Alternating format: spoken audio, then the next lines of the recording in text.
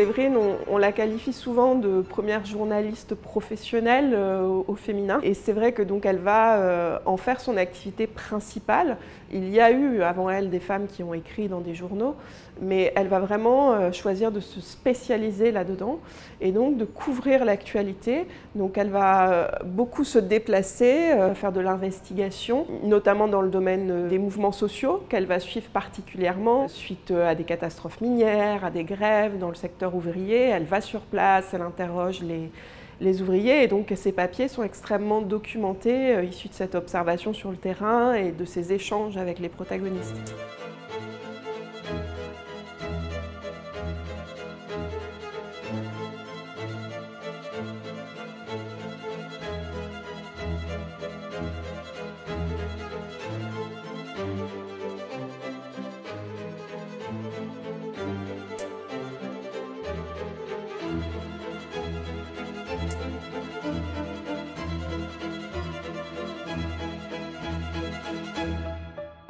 Séverine, au sein de ce titre, a une chronique dédiée, quotidienne, les notes d'une frondeuse, dans lequel elle choisit ses sujets et donc elle traite en particulier tout ce qui concerne les luttes sociales en fait. Donc elle va continuer dans la veine de ce qu'elle avait pu faire pour le Cri du Peuple, à se rendre sur les lieux de grève, de manifestation, pour couvrir en fait tous ces mouvements ouvriers, de revendication.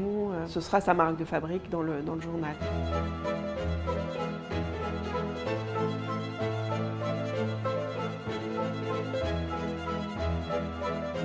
Séverine ne défend que très peu la question du droit de vote pour les femmes, puisque par sa sensibilité libertaire, elle est anti-parlementariste. Ceci dit, très rapidement, au début du XXe, dans les années 1910, Séverine se rend compte que la question de l'émancipation féminine se polarise vraiment sur la question de la citoyenneté, de l'obtention du droit de vote. Et donc, à partir des années 1910, elle va épouser un peu cette cause suffragiste et être l'une des 4 personnes à organiser le 5 juillet 1914, une marche en faveur du suffrage des femmes dans Paris.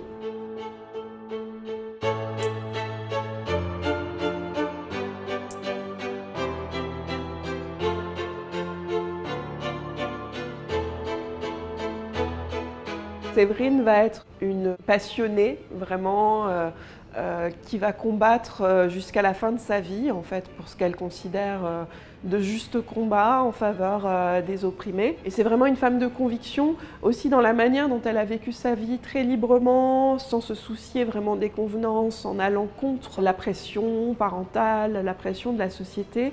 Elle va être une figure influente et déterminante pour les femmes de la génération qui va suivre. Colette est une femme qui va être particulièrement inspirée par Séverine. Et en tant que pionnière du journalisme, Séverine va aussi avoir un grand impact sur les femmes qui vont par la suite décider d'embrasser cette carrière de journaliste.